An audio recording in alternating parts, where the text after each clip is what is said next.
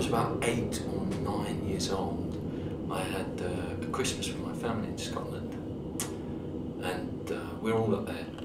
And the day after Christmas Boxing Day, my granddad had not been very well. He'd been sitting by the fire and he'd had this blanket over him. And next day, woke up in the morning and was told my granddad was going to the doctors, which wasn't particularly unusual to me. At the time, I'd get tonsillitis a lot, so going to the doctors was normal, and there was no fear or danger or anything weird about that. And for Christmas, I got a very early version of a Game Boy, and I was sitting at the top of the stairs, as I had done for most of the Christmas day, playing this game. And throughout Christmas Day, at various points, people would have wanted to get past me on the stairs. And so you'd sort of shuffle out of the way, or they'd ask you to move.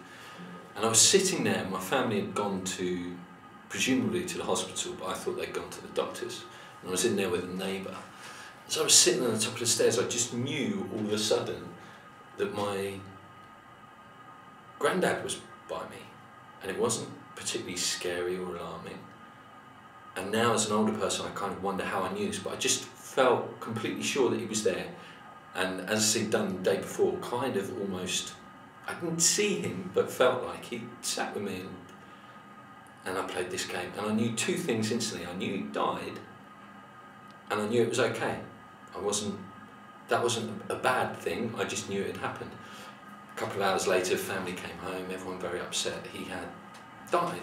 And I can remember faking tears as they were all crying, but being completely fine and normal with this, because I kind of already knew, and I kind of knew that it wasn't a particularly bad thing. Fast forward about 20 years, I didn't tell my family this at all. And 20 years again, Christmas, again the same house. And this time my nan was quite ill. And she'd been in hospital and she got out for Christmas. And as she was walking upstairs on Christmas Day, she got to the top of the stairs and she was finding it very difficult to breathe.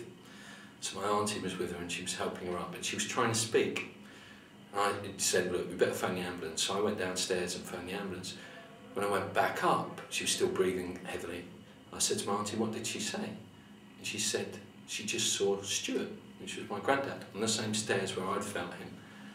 It was the last thing she ever said. She passed away before the ambulance got there, a couple of hours later. I don't know whether it was true, whether we wanted to hear that, whether it was endorphins, but it was kind of comforting and kind of my only real experience with someone that perhaps shouldn't have been there. But yeah, that was it.